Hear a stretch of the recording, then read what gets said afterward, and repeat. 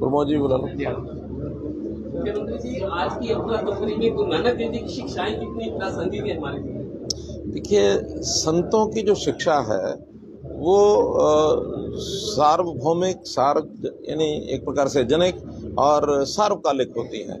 हमेशा हमेशा समाज का जो एक कुरीतियों को दूर करने का संतों द्वारा दिया गया उपदेश, वो पिछले इतिहास में भी उसी प्रकार से एक प्रकार से वो जिसको कहना चाहिए कि रेलेवेंट था, आज भी वो रेलेवेंट है, और मैं समझता हूँ आने वाले भविष्य में भी हर एक संत समाज की जो भी शिक्षाएं होती हैं वो रेलेवेंट होती हैं। सुप्रीम कोर्ट का जिस तरीके से फैसला है उसको लेकर हरियाणा के आगे किस तरीके के आपको देखने को मिलेगा? देखिए, क्योंकि अभी तक जो 52 ऐतिहासिक गुरुद्वारे हैं उसमें से जो हरियाणा गुरुद्वारा प्रबंधक कमेटी के पास केवल 4 या 5 गुरुद्वारों की देखभाल करने का अधिकार था, बाद में स्टे लग गया था।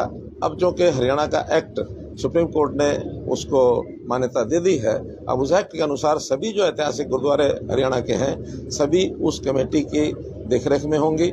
हर एक गुरुद्वारे की अलग अपनी अपनी कमेटी होगी, तो एक फेडरल सिस्टम जैसे एक्ट में बनाया हुआ है उसके अनुसार सब चलेंगे, और सब मिल करके इन सब स्थानों पर या इन स्थानों के अलावा भी हरियाणा में कहीं या देश के किसी भाग में कोई भी सेवा का काम करना होगा तो इस कमेटी के संचालन में देखने में होगा। गुरुद्वारा कमेटी के अंदर कोई सरकार का नुमाइंदा भी, जो बताया आप, नई कमेटी पूरी गठन होगी, सरकार का नुमाइंदा भी रहेगा?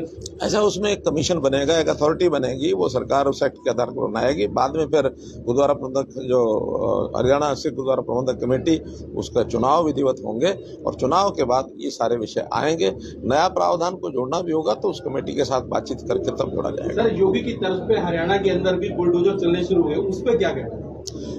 देखिए, तर्ज किसी की नहीं होती, हर एक स्टेट का अपना काम होता है कि वहाँ जो अनवांटेड एलिमेंट होता है, जो अवांछित तत्व होते हैं, जो समाज में तरह तरह के अपराध करते हैं, ऐसे अपराधियों को चेक करने के लिए प्रशासन का अपना काम होता है। प्रशासन अपने हिसाब से अपना काम करती है।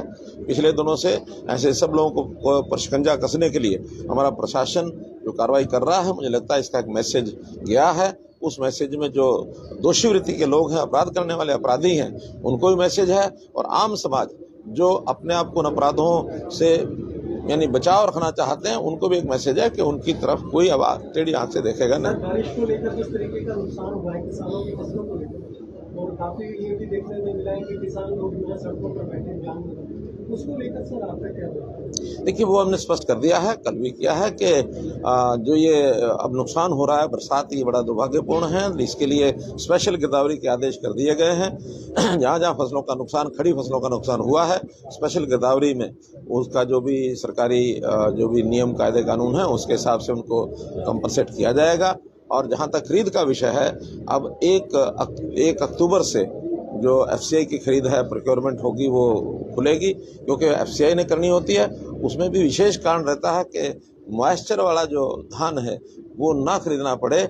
अब पहले तो सामान्य दृष्टि से कभी कभी इससे पहले भी किया गया, एक बार हमें याद है कि हमने 24-25 सितंबर भी पिछले साल या उससे पिछले साल किया था, लेकिन इस बार जो कि चाहे दुर्भाग्यपूर्ण स्थिति है वो है बरसात की, तो बरसात के कारण से वैसे भी अब मॉइस्चर जो है वो कम होना अभी इन दिनों में तो संभव लगता नहीं है।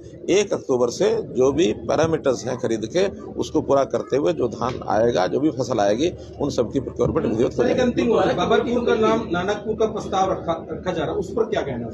अच्छा है, इतिहास में जो गलतियां हुई हैं, जो भी कुछ, उसको ठीक करना हर सरकार का काम होता है। लोगों की भावना के अनुसार अनुरूप होता है, तो लोगों की भावनाएं, इसलिए उन्होंने प्रस्ताव पारित किया है, सरकार उसको मान्यता देती है। गुरुद्वारा कमेटी के बाद अब SYL के पानी को लेकर कोशिश सरकार की तेज होगी?